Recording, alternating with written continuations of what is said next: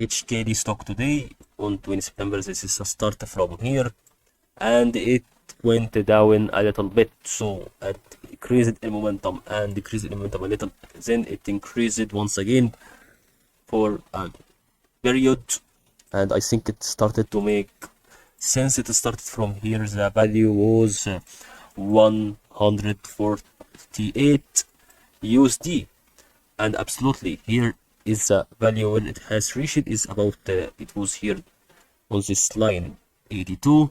So this is the line of 420, okay, 94.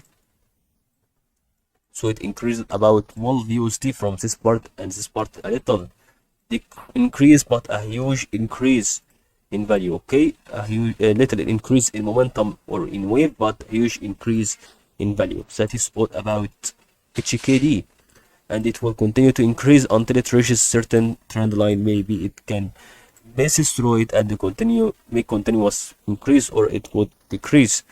Hope you benefit from this video on HKD.